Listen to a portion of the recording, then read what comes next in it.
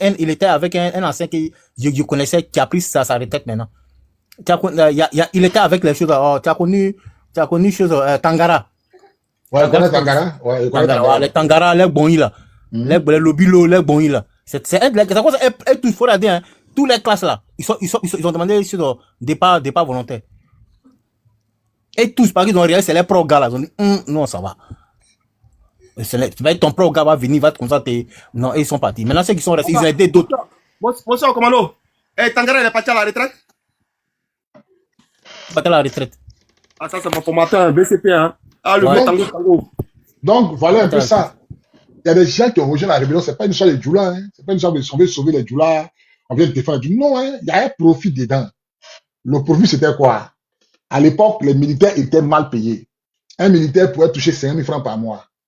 Quand Gueye est arrivé, il a mis 100 000 francs sur le salaire des militaires. Écoutez-moi bien. Hein? Donc, 100 000 francs, mais ils ont baillé 50 000. Avant, là, c'était pas des jeunes, c'était des vieux. Et ils pouvaient avoir 30 ans, puis ils étaient militaires. Donc, caporal, dans autant de Gueye, tu as 140 000 francs. Quand Gbagbo est arrivé, il n'a pas augmenté. C'est resté comme ça. En temps, la vie a évolué. Donc, les chéris, les ont commencé à appeler les amis. Venez, si vous venez, nous, là, on va augmenter vos baux, là. On va augmenter les baux, ça va monter. Et puis, vous allez prendre les galons capitaine. Bon, comme moi, j'ai déjà pris commandant. Toi, tu viens, tu es mon adjoint. Tu es capitaine. Et puis, toi, tu appelles quelqu'un aussi. Puis, tu le nommes lieutenant. Le don, tu nommes quelqu'un. Donc, si les 60 chefs rebelles, là, qui avaient pris les villes, là, ils ont des adjoints. Si chéris sont les commandants, son général va être commandant, un capitaine. Et c'est comme s'ils ont fait, ils ont appelé des civils. Donc, chacun a vu le profil dedans. Il y avait un capitaine aussi pété là, mais il a oublié son nom là même. Là. Oh. Il a oublié son nom. Un capitaine là, il a oublié son nom. Mais c'est un béto aussi. C'est même Boyer les Norunions. Moi, nous, on allait le voir. Écoutez ce qu'il m'a dit. Mais il me rappelle de son nom. À l'époque. Mais il dit dans la vie là, quand les gens sont en train de frapper ton papa là, il faut profiter sur ton papa pour avoir profit. C'est ce qu'il m'a dit. Et que lui, il reconnaît. Ah, merci, capitaine Angelo. La claque, ça connaît capitaine Angelo? Oui, Angelo, oui.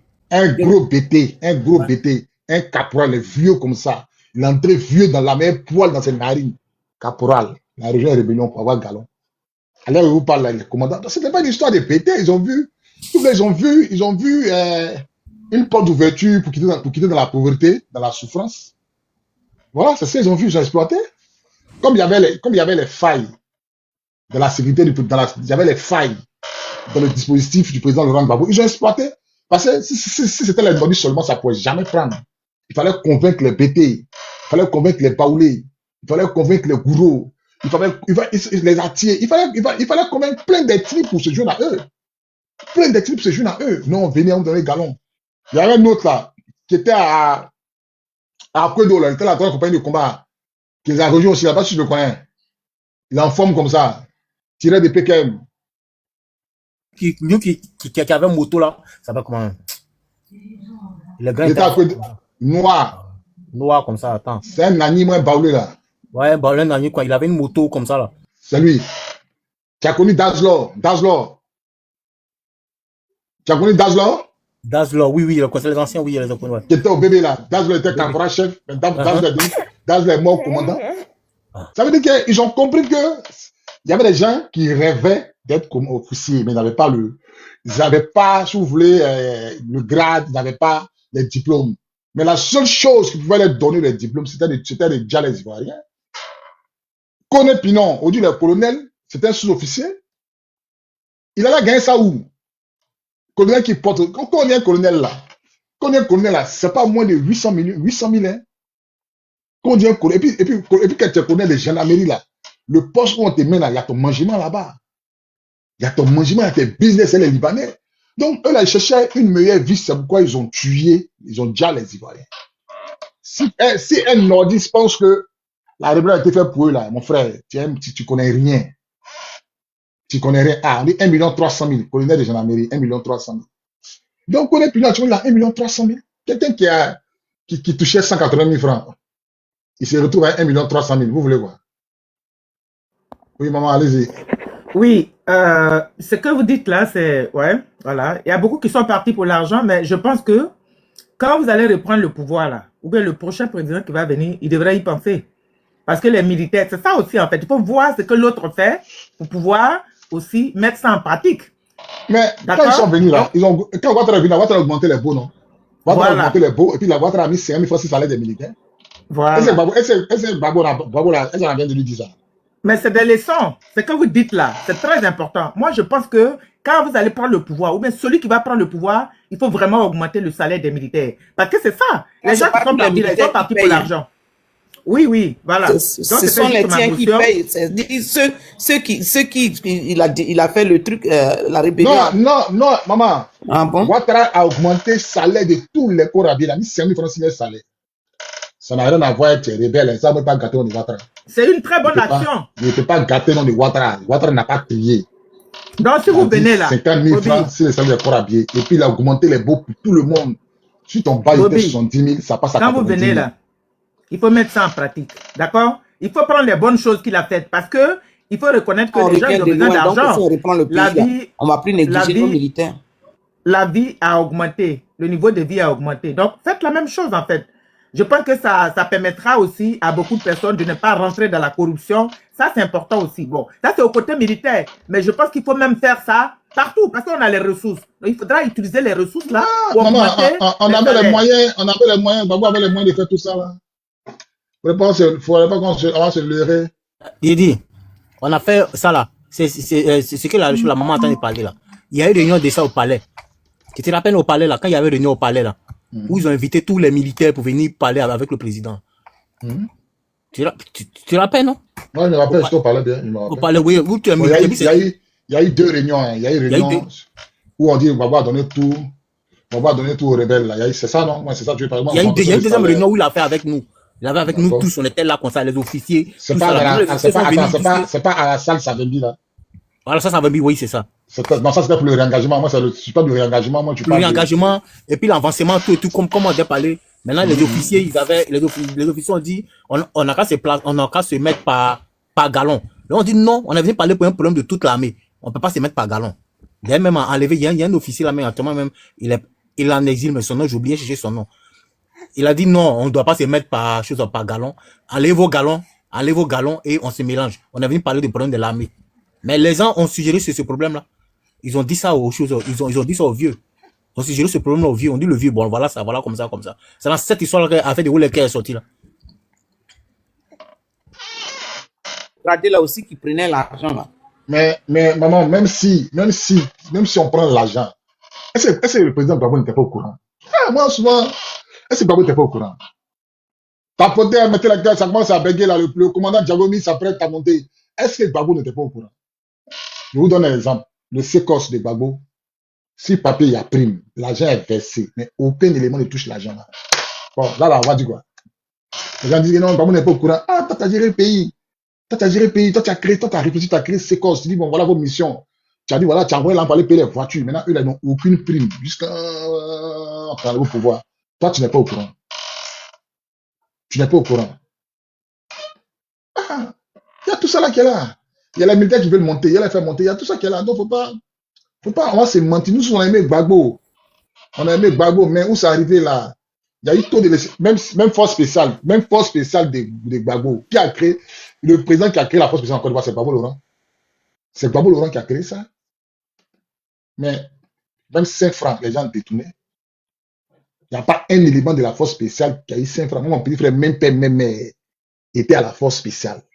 On ne leur donnait rien. On peut dire qu'il a eu la chance de faire les 2 unités. Il a fait le sécos, et puis il a fait la force spéciale. La classe, Ouais. pardon. Vas-y. C'est pas, hein, le vieux l'a déconné, hein. Mais la personne qu'on doit bien là même, c'est Mangou même. Lui là, on l'attrape là, non? Sincèrement, Non, moi je suis pas d'accord. Moi je suis pas d'accord. Mais c'est la vérité. Viens là, Je suis même pas d'accord pour vous amener toi accuser Mangou. non, c'est Mangou. Toi, Mangou n'est pas le patron de l'armée de Côte d'Ivoire. Gbagbo est au-dessus de Mangou. Le ministre de la Défense est au-dessus de Mangou. Mais pourquoi vous voulez accuser? Cherchez où il n'y a pas pour. Nous-mêmes, on allait se plaindre chez le ministre. L'ancien ministre de la Défense qui est parti là, où on allait se plaindre, où on nous a dit, c'est que votre papa Gbagbo ne vous a pas donné là, c'est pas des gens qui a vous donné. C'était qui n'est, rappelle-moi son nom là.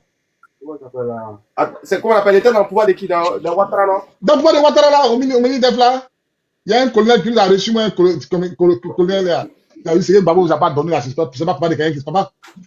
C'est C'est pas. pas. Donc, voyou vers quoi là? Non, non, non. Donc aujourd'hui, là, qui sont pas. Ne sont pas pour, où il n'y a pas pour. Babou donne l'argent aux gens pour aller payer voiture, sans payer des casseroles pour envoyer. Et c'est Babou parlait. Donc Babou dans sa tête, lui va régler ça avec la paix. Il a commencé à partager l'argent aux gens, combien de milliards à Chirac, 2 milliards à Blaise Compaoré, chef de guerre, chacun, ils ont reçu, les chefs de guerre, ils ont reçu 50 millions chacun. Paul Kofi, merci, c'est Paul Kofi. Il nous a regardé dans nos yeux et puis nous a dit, c'est que papa Babou ne vous a pas donné, c'est pas parler de quelqu'un qui a vous donné. Paul Kofi. Il est arrivé dans nos deux yeux et puis nous a dit ça. Ah, on lui a dit 15 millions, donnez-nous pour nous. Il dit, on vous donne rien. Et la classe, bonjour. Bonjour. Ouais, c'est Jean-May, depuis le premier BCP. Ok.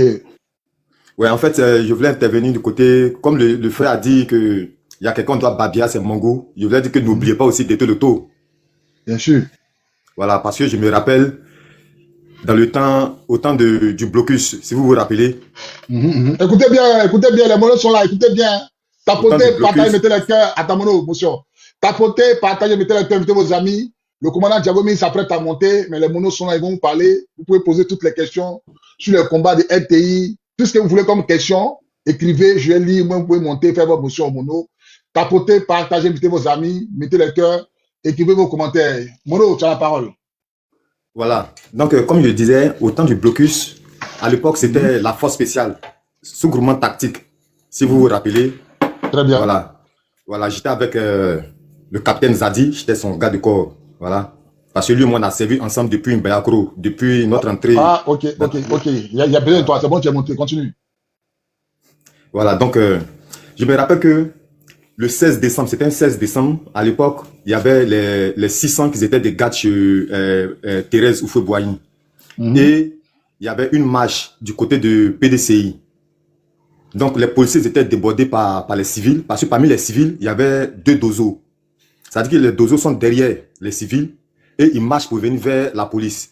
Donc, du coup, les policiers qui ne pouvaient pas tirer sur la population, ils essayaient de lancer les gaz lacrymogènes.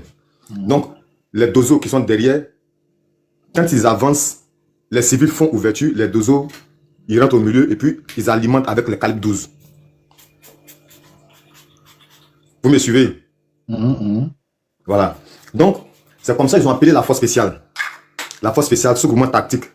Donc, c'est comme ça, quand nous sommes arrivés, ça a coïncidé que les éléments de, je crois, Ouattara ou bien Shérif, la première attaque, je parle de la première attaque, hein, RPG 1, RPG 1, si vous vous rappelez, visé, où le rebelle disait viser pancarte là, pancarte de Babou. Oui, Mono, continue, je connais, ouais. C'est de l'attaque là que je parle. D'accord. Donc, c'est comme ça, ils nous appellent sur le motorat pour dire que la position Marie-Thérèse est attaquée. C'est comme ça, le capitaine, nous, on décroche de la position de PDCI, on décroche, on vient vers Thérèse. On arrive effectivement, la position attaquée par des rebelles, l'ONUCI. Donc, on demande renfort du reste des éléments de tactique. Donc, les gaz arrivent, on essaie de coordonner tout et tout pour monter à l'assaut. Donc, il y avait un groupe de militaires, c'est-à-dire que les anciens militaires, les vieux, là, voilà, eux, ils avaient peur, en fait. Voilà, ils n'avaient pas le moral. Donc, le capitaine a demandé à ce que ceux qui savent qu'ils n'ont pas le moral pour combattre, qu'ils se mettent de côté, ils prennent le véhicule, qu'ils rentrent. Donc, les gars sont partis. Et nous sommes restés entre nous. Je parle de moi, mes classes, hein, parce que je suis de la classe 2002-1A. Voilà. Donc, c'est comme ça, nous sommes restés avec quelques éléments de Baza, BB, il y avait le premier bataillon, il y avait BCP, et puis il y avait quelques éléments de la GR qui étaient là. Donc, on s'est réorganisé avec l'appui de SECOS. SECOS, je ne sais pas c'était quel numéro là. Voilà, ils étaient là. Donc, les gars nous pilonnaient. C'est-à-dire qu'ils lançaient les roquettes sur nous, mais nous, on ne réagissait pas parce qu'on ne les voyait pas. Parce que nous sommes en hauteur, eux sont en bas. Du coup, ils tirent sans même voir la cible. Donc nous, on ne ripostait pas. Donc c'est comme ça, le capitaine avec qui j'étais, lui qui coordonnait, enfin lui qui gérait la zone Zoulou, il a appelé Déto le tout. Regardez, écoutez bien, hein, il appelle Déto et il demande appui moitié. Vous comprenez? Il demande appui moitié. Et Deto dit que le moitié là, il fait trop de dégâts. On n'a pas besoin de moitié sur ce terrain-là.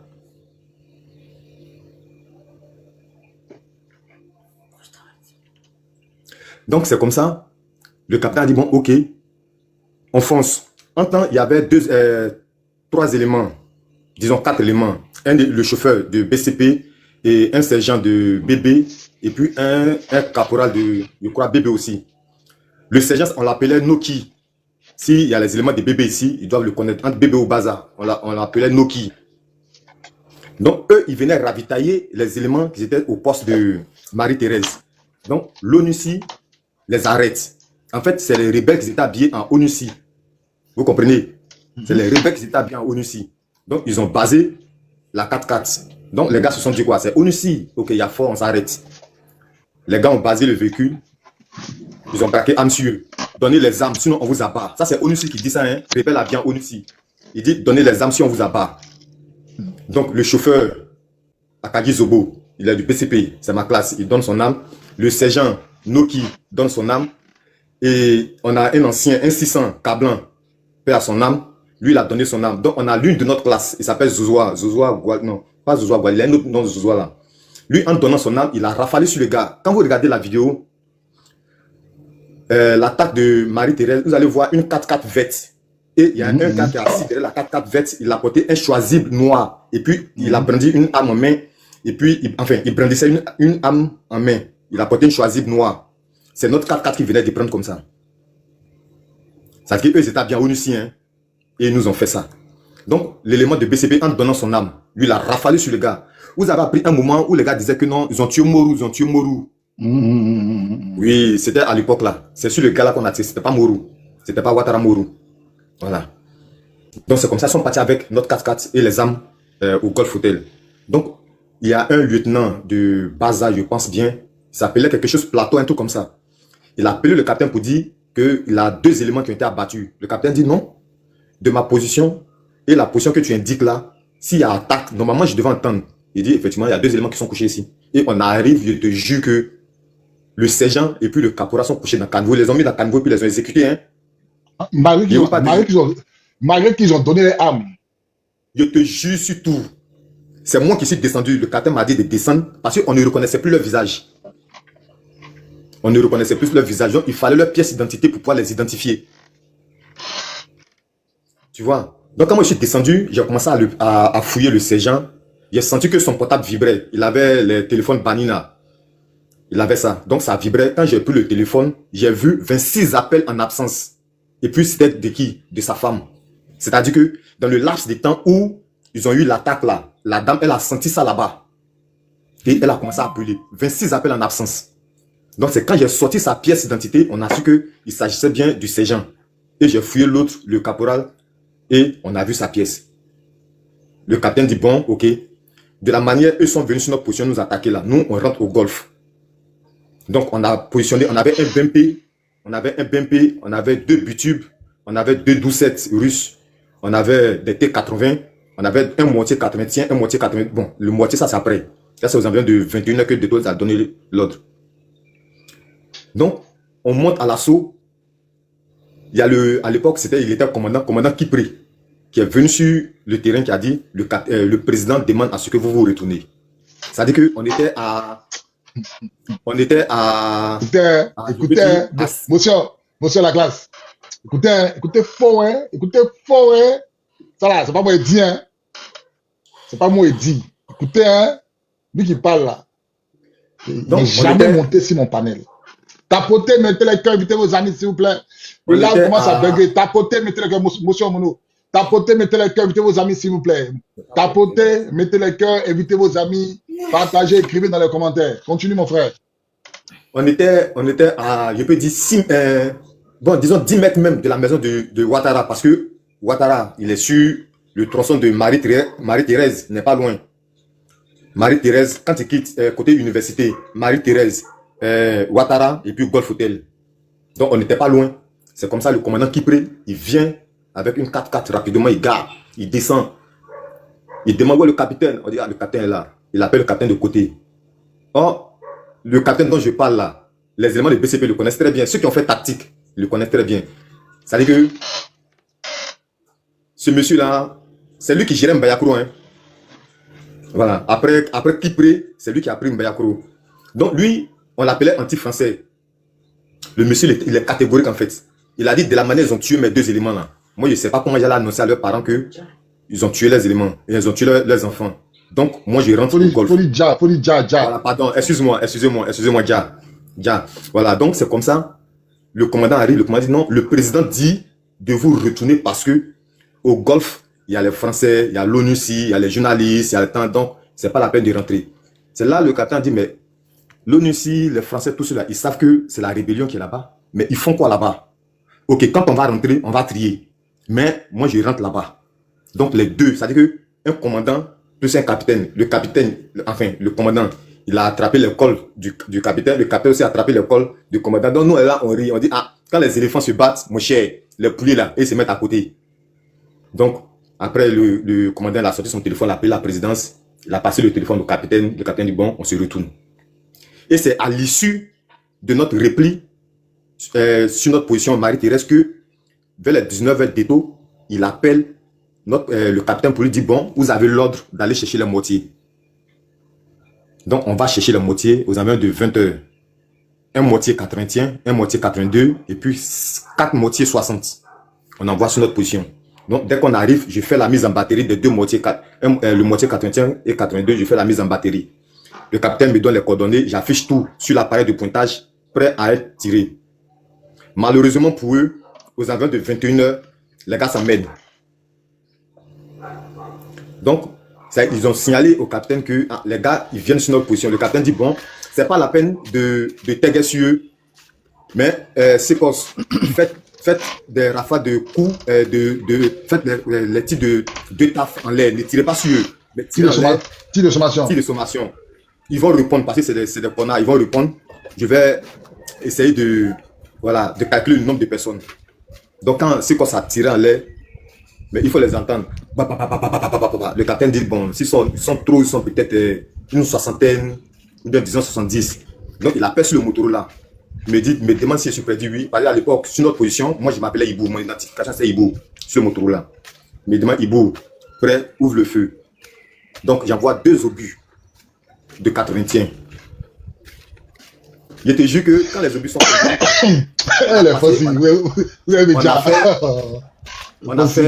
on a fait des semaines. Les gars ne sont pas venus sur notre position. Mais le lendemain, c'est-à-dire que l'ambulance est venue ramasser le corps là. Non, tu ne peux pas. C'est-à-dire que l'ambulance a fait au moins 6 tours. Tu comprends? Et de là, on nous appelle. Je vais aussi parler de quelqu'un que vraiment on doit tirer le chapeau. ABI, c'est quelqu'un à respecter.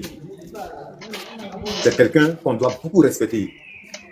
Je peux faire une motion, s'il vous plaît, mon commandant? Oui, c'est le commandant Diagoné. La motion, le commandant Diagoné est là. Mais la reste là, tu descends pas, reste là.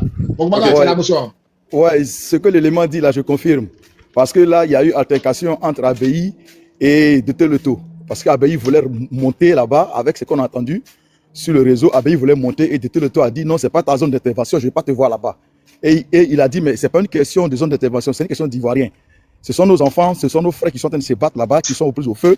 Il faut qu'on aille les épauler. Et de Teleto a dit négatif. Il a refusé carrément que ABI se porte sur le lieu pour prêter main forte aux éléments qui étaient en difficulté là-bas. Ça, je confirme. Il y a eu même altercation entre ABI et de Teleto sur le réseau. Il a refusé carrément. Il ne voulait pas. Et on était prêt à monter. Et ABI, malgré l'interdiction, ABI, il a dit, bon les gars, on s'apprête, on s'en va les épauler. Donc, ce que l'élément dit là, je confirme. Il peut continuer. Ok, merci mon commandant. La Crico, tu as la parole, ouvre ton micro. Ok, donc, c'est comme ça, on nous balance de notre position, on nous balance où à Bobo, le camp des gendarmes à Bobo là, vers l'université, c'est pas l'université là, c'est pas si vous voyez. Comment on appelle ça même? Le camp des gendarmes qui est à Bobo là. Je ne parle pas de Agban, hein. Le camp commando d'Abobo. Oui, là où il y a l'université là, comment on appelle c'est l'université, non? Coin des étudiants là, comment on appelle même? Moi, Bobo. Cité universitaire. Cité universitaire, bien sûr. Donc on nous balance là-bas, on arrive sur les lieux, il n'y a pas de gendarmes. Donc, nous sommes restés une deuxième nuit. Les éléments de BCP qui sont venus en renfort, ils sont venus le lendemain vers 14h. La relève est venue. En temps, il y avait 2 cargos de policiers. Comment ils appellent même? C'est CRS, non, je pense, oui. Il y avait deux cargos de CRS, ils étaient là. Eux, ils attendaient parce qu'ils devaient, voilà, travailler avec nous. Donc, les gars, ça m'a fait rire, en fait. Mais il y a eu, ça dit qu'il y a eu pitié, mais ça m'a fait rire. Donc, nous, les éléments ont fait 2 jours. Il n'y a pas eu de combat. La relève arrive. Donc, le capitaine dit, bon, vous qui avez déjà fait 2 jours là, après que vous allez descendre, les autres vont monter. Donc, les éléments de BCP qui étaient là, ils disent, non, mon capitaine, nous on est venus, on n'a pas fait combat, on n'a pas combattu, et puis vous nous demandez d'aller à la maison. Non, nous on ne va pas. Donc, il y a les policiers, les policiers sont assis là, vous avez déjà, les gars, vous avez déjà. Les policiers sont assis. Ils Les croient policiers sont pas. assis, ils disent, mais attends. Ceux-là même, ils sont comment même, les commandos là même. Ça dit que vous venez, il n'y a pas eu combat. On vous dit de vous retourner auprès de vos femmes, vos enfants, vous dites tchéké. D'accord. Parce que vous n'êtes pas. Non. C'est dans le sang, c'est dans le sang. Bon, et puis, les gars sont restés. Donc, il y a un qui était assis. Il s'est levé. Il m'a donné la chair de poulain. Il s'est levé. Il dit, mais on est militaire. Ça, c'est le policier là qui dit, hein. Il dit, on est militaire ou bien on n'est pas militaire. Les gars ne répondent pas. Il dit, mais les militaires là, c'est eux qui nous ont formés. Donc, du moment où ils nous ont formés là, c'est que nous aussi, on est militaires, on est commando. Les gars ne répondent pas. Ça dit qu'ils sont dans leur coin, ils sont crispés, ils ont peur. Ils ont Et puis, peur. il a commencé à entonner. Zia mono, tiens, bluffeur. Donc, nous, de notre côté, nous, on a répondu et on a commencé à danser à lui. Et les autres policiers sont descendus, ils ont commencé à chanter, on a commencé à les motiver. Les gars, où on va là? Il n'y a rien en face. On sent les babougous et puis on revient. Ça chauffe pas. Donc, on les a motivés, ils avaient une confiance. 14h, on donne le top. On dit, bon, on va au dépôt. C'est le dépôt 9, non, mais le dépôt 8 là. Donc, c'est là-bas. On est arrivé, on a fait, il y avait les gars de Baza, je pense. Ils ont mis un moitié de 120 en batterie. Moi, j'ai fait mes 4 moitiés de 81, 82. Je les ai mis en batterie parce que c'est ce que je maîtrise depuis Mbayakuru. Voilà. Et juste derrière le dépôt, là où on garde les bus là, il y a une clôture comme ça, il y a un gros trou derrière. Ceux qui maîtrisent bien, il y a un gros trou derrière. Là où on garde les bus là, il y a une clôture. Juste derrière la clôture, il y a un gros trou. Il te dit que frère, nous on a arrêté, non? Et puis on voit l'avion de Onussi. Il fait descendre les gens là, par corde lisse. Donc quand l'avion là dégage, une fois l'avion là bouge là, le capitaine dit, hey, feu, sur eux. Bouh, il balance 2 obus. Ça veut dire que l'avion a fait au moins plus de 4 tours. En temps, on avait déjà d'autres éléments qui étaient déjà à Niaman. Et puis, il y avait Twali Williams. Il ne sait pas laquelle gagne maintenant. Lui, il est passé par la Maka. Voilà, lui là, il est passé par côté Maka. Donc, aux environs de 19h, on reçoit un message par le Motorola que quoi? Il faut qu'on libère, on quitte les lieux maintenant là, parce que les Blancs sont sur le terrain. Ça veut dire aux environs de 19h, on tend vers 20h. On nous demande de replier parce que les Français sont sur le terrain. Bon, on ne peut pas décrocher parce que nos gars sont encore à Niaman, donc on doit les attendre. Donc, on a patienté. Quand on a vu le premier véhicule, la tête du premier véhicule, nous on a décollé. On est retourné au camp commando d'Abobo. On était là-bas, vers les 23h, il y a la Licon et puis l'ONUC qui nous a encerclés. C'est là, il y avait la compétence d'ABI.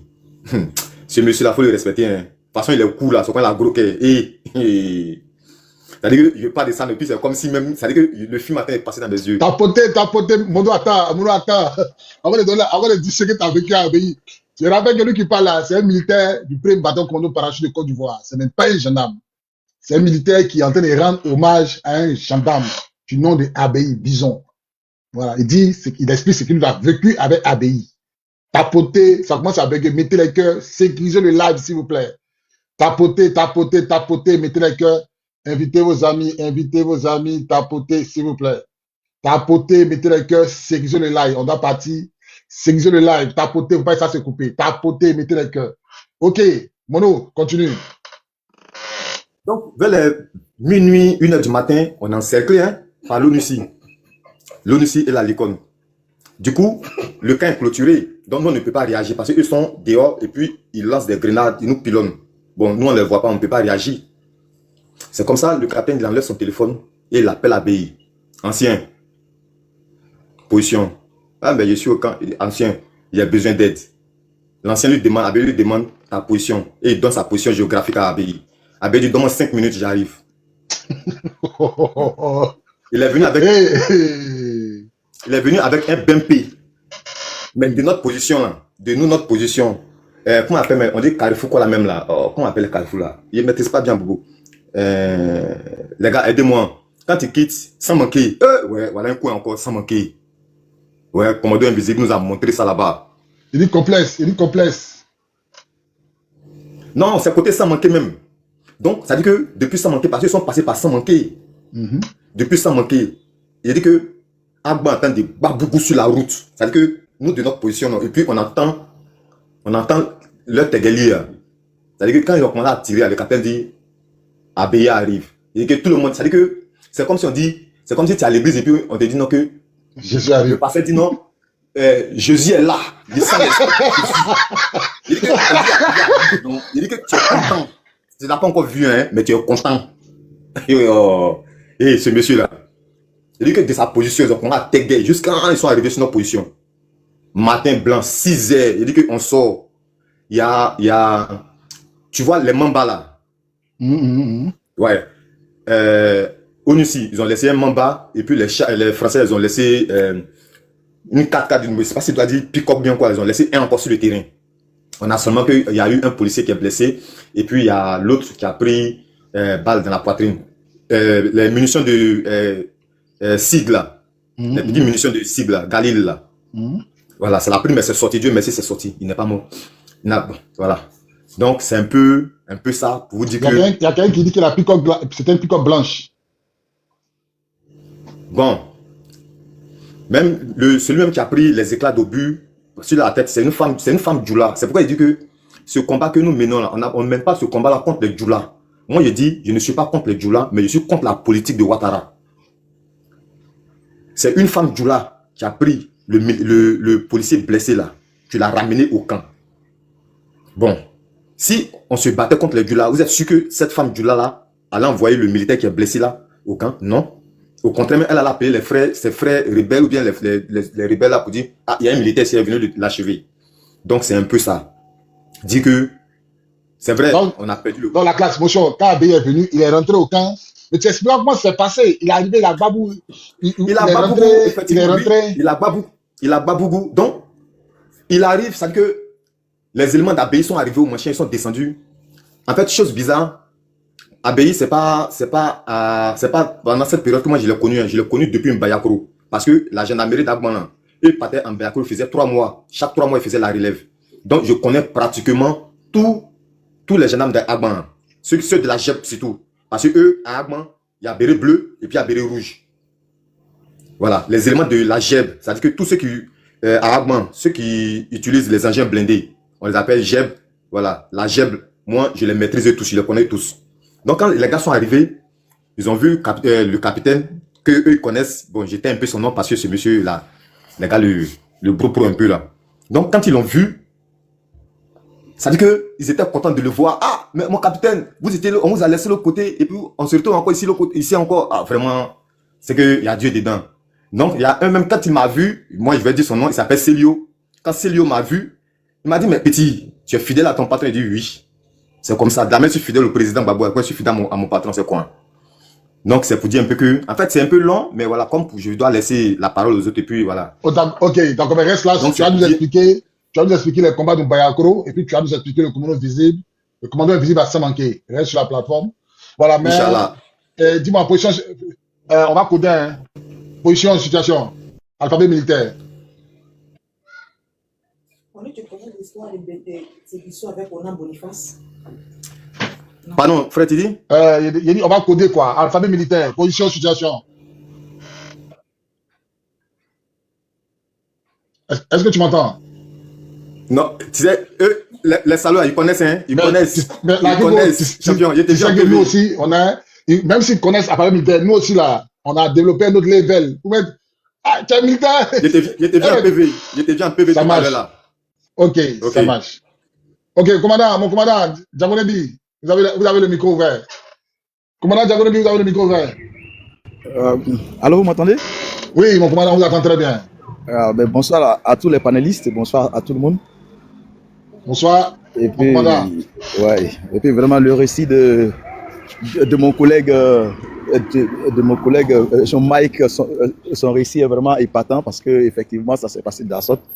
En fait, le capitaine dont il parle là, ce capitaine-là, la fois dernière, j'ai dit son nom parce que à l'issue des combats qui se sont déroulés à partir du 28 mars 2011, où l'armée rebelle était descendue sur Abidjan avec l'appui de l'ONUCI et des Français, ce capitaine-là, il nous avait foussé compagnie.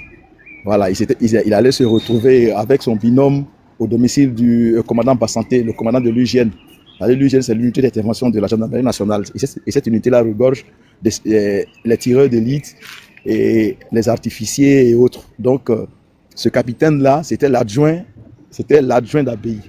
Et il allait se retrouver au domicile du commandant Bassanté. Lors même des différents combats, lors de la durée des combats, à partir du 28 mars 2011 jusqu'au 11 avril, presque 2 semaines, ce capitaine-là, il n'était pas avec Abbaye, il n'était pas près d'Abbaye. Voilà, il n'était pas près d'Abbaye, il était parti de l'autre côté. Voilà, et donc la preuve en est qu'après que le PR a été arrêté, il est resté là-bas, il a continué de travailler, comme si de rien n'était, il n'a pas été inquiété, tout comme tous les officiers qui ont fait allégeance et qui ont trahi, ils n'ont pas été inquiétés. Donc, ce capitaine dont il parle là, je connais bien ce capitaine-là, je connais bien, et même je peux dire son nom si vous voulez, ça ne me gêne pas, c'est le capitaine Kra. Voilà, non, frère, tu te trompes. Celui dont je parle là, il s'appelle capitaine Zadik Clément, Wendé Zadik Clément. Ceux qui ont fait BCP savent de qui il parle. Il s'appelle Wendé Zadik Clément. C'est le non, je parle du capitaine du JEB. Il parle du capitaine du JEB, celui qui a appelé. Voilà. Celui qui a appelé son ancien venu le sauver là. Non, mais c'est ce que ça vous dit. C'est capitaine Zadik qui a appelé Abbaye. Moi, je n'ai pas travaillé avec un autre officier à part capitaine Zadik. Oui, mais je te dis que je ne parle pas du côté militaire, je parle du côté gendarmerie. Voilà, peut-être que je comprends pas. Ok, oui, voilà. Je te suis maintenant. Voilà. Sinon, je sais que le capitaine Zadi, je sais une anecdote, peut-être que c'était toi, je sais pas, mais il avait dit qu'il voulait tester ses mortiers, et donc il a mis des mortiers en batterie. Merci mon frère, c'est que tu as suivi là. Si. Oui, mais les gars, vous êtes méchants. Oui. Vous êtes fort. Ouais. Effectivement, parce que oui, quand le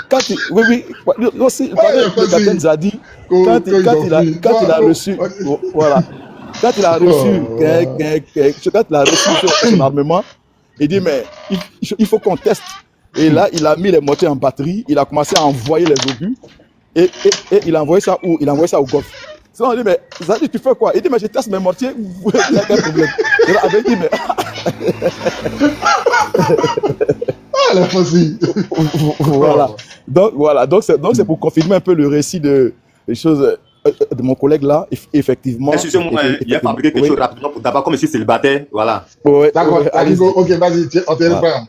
Ouais, et donc effectivement ça s'est passé comme ça et que c'est le camp commando d'Abobo c'est le JEB, le groupe d'escadrons blindés d'Abbaye qui ravitaillait le camp commando d'Abobo parce que le capitaine Obenyere Barthélemy, qui était le commandant de l'escadron d'Abobo, avait rallié le Golfe. Il était parti au Golfe. Il a laissé les éléments à la merci des rebelles et il est parti au Golfe. Voilà, il s'appelle Obenyere Barthélemy. Donc du coup, le camp commando d'Abobo était soutenu par le JEB. Voilà, et c'est lors des incursions et lors des différents ravitaillements du JEB au niveau du camp commando d'Abobo on a essuyé une attaque à Samaké, comme l'a dit le collègue. Effectivement, à Samaké, on a été accroché, on s'est défendu là-bas, on a fait le travail et puis on a continué pour envoyer la nourriture et les munitions et tout ce qu'il y avait aux gars qui étaient au camp commando d'Abobo parce qu'eux, ils étaient assiégés. Voilà, ils étaient assiégés avec l'aide de l'ONUCI. Et puis, il faut dire une chose, c'est que les Français, eux, c'est la nuit qu'ils sortaient pour travailler. Les Français, ils sortaient la nuit pour faire les différents bombardements. Et puis, ils prenaient les hélicoptères pour aller positionner les rebelles dans les différents coins. Voilà, dans les différents coins. Ils étaient transportés par les hélicoptères de l'ONUCI et de la force Nikon et on les entreposait dans les différents coins stratégiques pour que les gars mènent les différentes attaques. Donc, ce qu'il dit, c'est confirmé, c'est vrai, ça a été vraiment un moment difficile. Surtout pour nos frères militaires parce qu'au niveau de leur chose hiérarchie, le commandant de tout le tout, qui était le commandant des forces terrestres, il donnait des comptes ordres et il ne donnait pas des missions de défense véritable de la ville d'Abidjan. Voilà. Quand un officier voulait intervenir pour défendre un groupe qui était acculé, le général de tout le tout, qui était le commandant des forces terrestres, il s'opposait toujours.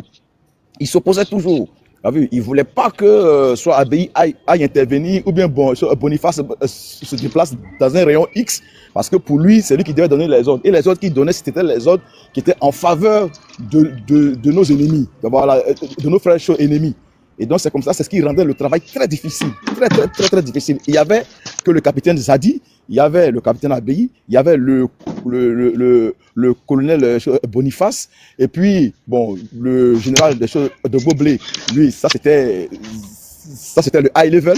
Et puis il y avait, en tout cas, tous les autres officiers que vous connaissez, ils étaient au four et au moulin, mais tout ça là était boycotté par l'autre, parce que lui, il donnait des comptes ordres, il donnait non seulement sur les positions aux gens du Golfe, donc à chaque fois on tombait dans des embuscades. Et puis lorsqu'on avait le dessus, il s'arrangeait toujours pour donner des ordres pour ne pas que la situation soit en faveur des FDS. Donc ce qu'il a dit là, c'était ça. Ça fait même que Abbaye a eu des accrochages avec lui sur le talkie-walkie, parce que il voulait pas que Abbaye se retrouve au Golfe. Il disait que c'est pas son lieu d'intervention, c'est pas son lieu de choses. Faut pas qu'il aille là-bas. Et Abbaye disait, mais non, c'est des Ivoiriens qui sont aux prises avec les gars, on peut pas les laisser dans le feu comme ça. Et donc, bon, voilà un peu pour dire que, pour confirmer le récit de notre frère. Et effectivement aussi, le GEB était à Mbayakro. Et c'est à Mbayakro qu'il y a eu l'accrochage entre le GEB et les Français, où les Français ont brûlé un de nos chars, un BTR 80, un char à 6 roues. Et il y a eu l'entrevue entre Doué Mathias, Abbaye, comment il s'appelle, Mangou, et le président de la République dans une école primaire à Mbayakro, parce que entre Mathias Doué et Abbaye, c'était devenu, comment dire ça, chien et chat. C'est-à-dire qu'ils voulaient plus travailler ensemble, et Doué en voulait véritablement à Abbaye, parce qu'il disait qu'Abbaye était un insoumis. Parce que lui, il voulait libérer son pays, mais Doué Mathias, lui, il faisait des calculs politiciens. Donc voilà un peu, comme il dit, il a parlé de ce Mbayakro. Effectivement, le GEB était à Mbayakro. C'était la base du GEB qui était Mbayakro. Et ils ont tenté de libérer la ville de Bouaké, et Doué Mathias s'est opposé. C'est ça fait que ça se dégénéré. Et c'est Doué Mathias qui a donné l'ordre aux Français d'arrêter Abbaye par tous les moyens. Et ils nous ont, comment on appelle ça, ils ont neutralisé un de nos engins blindés, un BTR 80. Et c'est là que l'adjudant-chef Zilé est allé à la RTI pour demander la démission de Doué Mathias. Voilà un peu, pour confirmer un peu les récits de notre frère. Et donc, pour dire que vraiment, je lui tire mon chapeau, et en tout cas, je le félicite. Et vraiment, je lui dis merci pour tout ce qu'il a mis en œuvre pour comment dire ça, pour la réussite de toutes les opérations qui ont eu lieu. Bon, malheureusement, je dirais pas malheureusement, heureusement ou malheureusement, ça s'est pas passé comme prévu. Il y a eu certaines interventions extérieures, dont celle de l'ONUCI et de la LICON. Et puis, vous connaissez le résultat aujourd'hui. Donc, voilà un peu la première partie de mon intervention. Et okay. J'ai pris le truc en cours. Donc, en fait, mon commandant, ouais. Soyez béni. Ouais. En fait, commandant, je voulais que tu nous parles de Koné Pinon. Parce que bien avant que tu arrives, ouais. Il y avait mes deux mamans là. Je parlais un peu de Koné Pinon, mais je voulais que tu expliques maintenant. Tu nous dises qui est en réalité Koné Pinon et combien de sous-officiers qui sont devenus officiers par la force des armes sous Ouattara à la gendarmerie. Koné Pinon, c'est qu'il était gendarme. Écoutez, enfin, s'il vous plaît. Ouais. Tapotez, mettez les cœurs, c'est Dieu le live, ouais. S'il vous plaît. Ouais. Ma page, il m'a envoyé un message pour dire qu'on va restreindre ma page. Tapotez, c'est Dieu le live, parce que souvent quand on se trompe des mots, quand on dit déjà, on dit l'autre mot là. Il m'a envoyé un message pour dire qu'on va restreindre ma page. Tapotez, mettez les cœurs, invitez vos amis, c'est Dieu le live, abonnez-vous, écrivez good live en commentaire, s'il vous plaît. C'est Dieu le live, si vous voulez qu'on parle de lui à minuit. Sécuriser le live, mettez les cœurs, tapotez, mettez les cœurs, s'il vous plaît. Mettez les cœurs pour ne pas que ma page soit restreinte. Mettez les cœurs, s'il vous plaît, tapotez, mettez les cœurs, tapotez, invitez vos amis, partagez. Mon commandant, tu as la parole. Yeah. Ok, merci. Koné Pinon, c'est un gendarme. Et avant qu'il ne pose l'acte qu'il a posé à la brigade de Goïtafla, je ne le connaissais pas. Honnêtement, je ne le connaissais pas parce que il était MDL chef. Il était MDL chef et je ne connaissais pas la brigade dans laquelle il était véritablement. Sauf que à un moment donné sur les lignes de front, il y avait à l'issue de certains accords, je ne sais pas si c'est Accra 1 ou bien Accra 2, il y a eu, à l'issue des accords, il y a eu une période de ni paix ni guerre. C'est-à-dire, il n'y avait pas, parce que la Côte d'Ivoire était divisée en deux, il y avait une zone de confiance qui était installée, qui avait été tracée par les Français et par l'ONUCI, de part et d'autre de la zone nord, c'est-à-dire la zone CNO, c'est-à-dire centre nord et ouest, et la zone des loyalistes, qu'on appelle communément la zone des choses gouvernementales.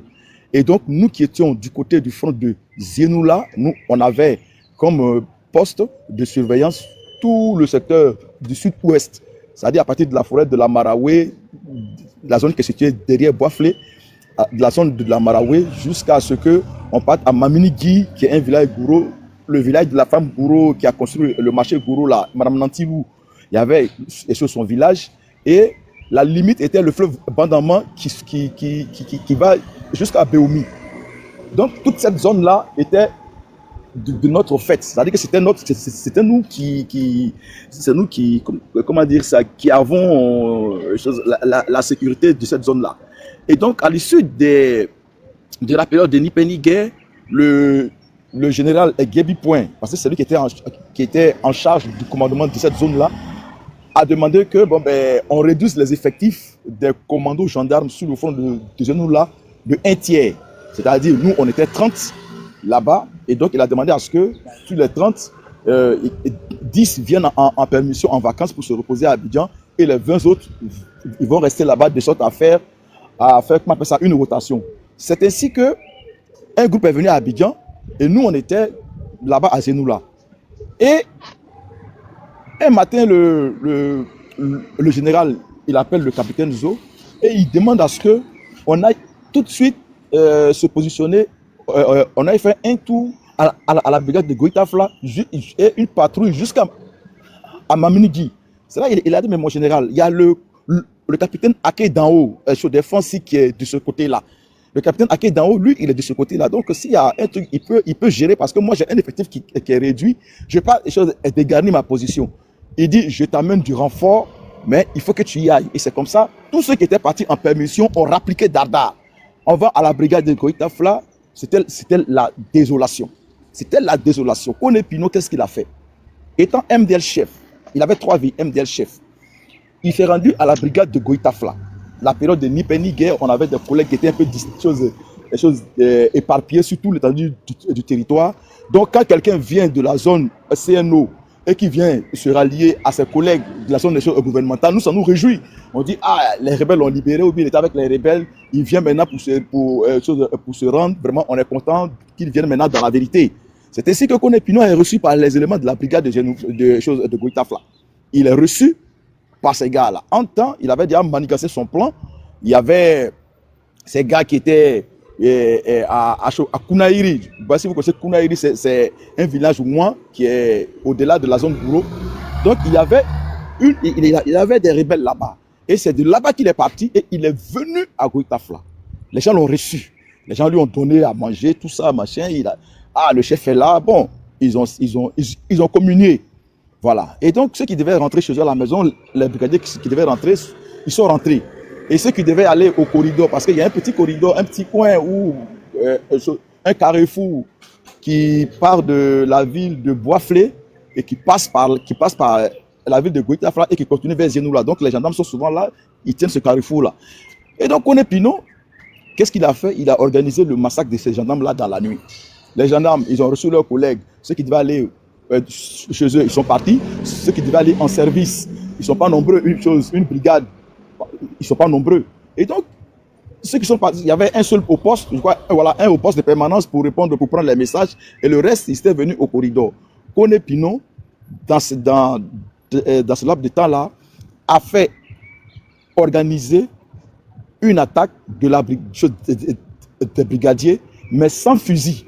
Il a fait égorger, il a fait liquider les 5 gendarmes brigadiers qui étaient au corridor de la ville de Goïtafla. Ils ont été neutralisés par Kone Pino et ses hommes. Parce que je signale que ces hommes qui sont venus à Goïtafla, qu'est-ce qu'ils ont fait? Il y a certains qui ont été hébergés par la communauté Djoula de la ville de Goïtafla ils se sont fait passer pour des paysans, ils avaient du bois, ils avaient comment on appelle ça, quand tu quittes au champ, du bois, enfin, ils avaient des trucs de champ. Et ils sont venus, ils ont été, et pour tromper la vigilance des personnes de la ville, ils se sont fait passer pour des paysans qui sont quittés au champ et ils sont rentrés, ils ont été hébergés par les djoulas de cette ville-là. C'est comme ça que dans la nuit, Kone Pino, il a battu leur appel, ils sont venus, ils ont liquidé les 5 gendarmes de la brigade, ils ont été passés au couteau. Pas un seul qui n'a été épargné au couteau. Et c'est ça qui a énervé le général Gebi Point, et il a dit au capitaine Zo, je donne l'ordre d'aller et de monter jusqu'à Kounaïri, tu nettoies ce coin-là, et tes hommes et toi, vous partez me prendre la ville de Vavois et vous vous installez là-bas. Et c'est à partir de là qu'on va maintenant commencer les pourparlers qui vont venir. Voilà comment Gebi Point a fait, il a battu le rappel de tous les commandos gendarmes qui étaient en permission, ils sont tous venus. Le capitaine Babli Dominique et le capitaine Oufoué, qui était du camp militaire de, je crois, de Ferke ou bien de Korogo, et qui avait comment on appelle ça, qui étaient venus vers la zone gouvernementale. Ces militaires-là ont été regroupés à Zienoula. Donc, ils occupaient le côté de la ville qui donnait sur la route de Boisflé. Et nous, on occupait le côté qui donnait sur la ville de Zienoula. C'est-à-dire, la zone de confiance était devant nous, était à 5 km de nous. Voilà. Et les militaires, eux, ils étaient derrière nous en couverture pour éviter tous les débordements. Donc, voilà comment Kone Pino, il a organisé le massacre des 5 gendarmes là, à la brigade de Koitafla. Et c'est comme ça qu'il a été pris. Il a été pris et il a été déféré. On l'a envoyé à chose, comment on appelle ça, à la Mama, parce que c'était un militaire. Il fallait qu'il soit jugé par le tribunal militaire. Donc c'est comme ça qu'on l'a envoyé à la maison d'arrêt militaire d'Abidjan. Voilà. Donc Kone Pino, il était MDR-chef. Et quand il est parti là-bas, on n'a plus eu de nouvelles de Kone Pino. Pour nous, c'était réglé. Pour nous, c'était machin. C'est toi qui m'as dit la fois dernière que Kone Pino, il est devenu colonel. Sinon, Kone Pino, son grade de colonel, on lui a donné parce qu'il a fait couler le sang de ses collègues gendarmes qui avaient eu confiance en lui et qu'il avait hébergé, qu'il avait accueilli dans la brigade pour lui donner gîte et couvert. Et en retour, pour les récompenser, il a organisé leur passage de vie à trépas. Donc voilà un peu ce chapitre-là. On est pas, voilà. On est parti. J'ai une motion. Oui. Maman, la vérité qui libère. Ouvre ton micro, s'il te plaît. Maman, la vérité qui libère, ouvre ton micro. La vérité qui libère. Oui. Alors, tu peux poser la question que tu veux au commandant. Voilà. Ok. Ah, mon commandant. Bonjour et merci beaucoup pour ce récit. Bonjour, merci. Ouais. Je suis vraiment, je ne sais même pas, les mots me manquent. Je tenais même à vous remercier parce que vous êtes vraiment battu pour le pays. Et la question que j'aimerais poser, c'est que par rapport au Mangou Philippe, par rapport aux autres commandants, comment ils ont trahi? Ils ont trahi comment ces personnes-là, ces commandants-là, ces généraux-là?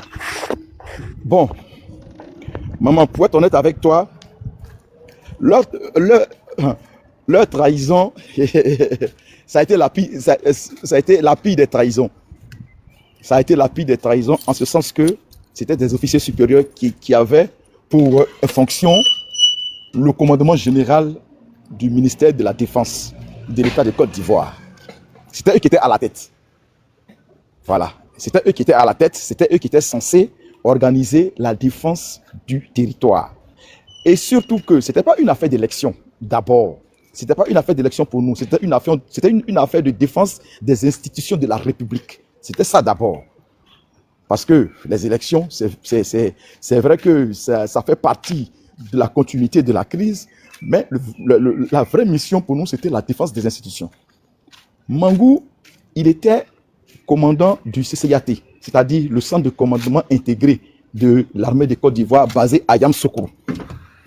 C'était un commandement où il y avait des militaires, des gendarmes. C'était un groupe de militaires qui étaient réunis sous son commandement, des militaires qui venaient d'un peu partout, qui étaient réunis sous son commandement et qui étaient basés à Yamoussoukro. Donc, nous, tous ceux qui étaient sur la ligne de front dépendaient du commandement de Mangou Philippe qui était à Yamoussoukro. Quand il y avait des problèmes sur le front de Daboa, à Zienoula, partout, c'est Mangou Philippe qui était chargé comment on appelle ça, de la distribution des munitions, les ordres pour faire décoller les hélicoptères, les Mi-24 pour aller appuyer les combattants qui étaient dans le feu et tout ça. C'était Mangou Philippe qui le faisait. Et Doué Mathias était son chef parce que Doué Mathias était le chef d'état-major.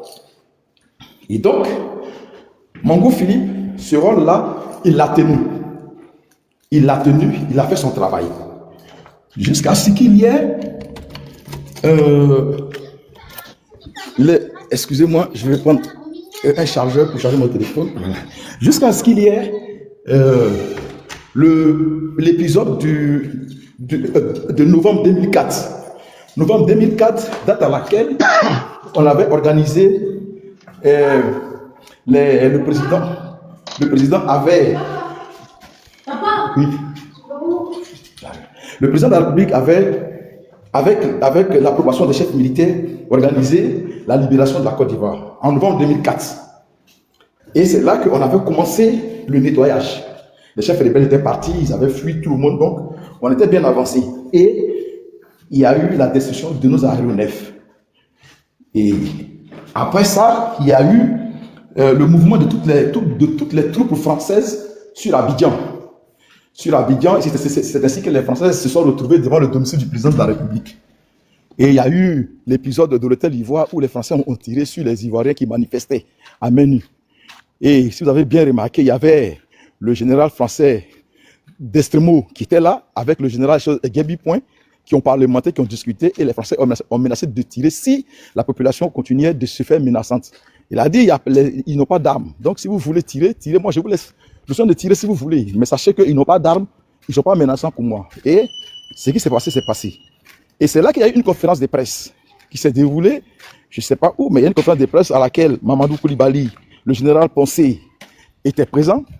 Et Mamadou Koulibaly a demandé au général Poncé, il paraît que M. Ouattara est dans l'un de vos chars et que vous vous apprêtez à l'installer sur le trône au palais présidentiel et que ce serait un coup d'État.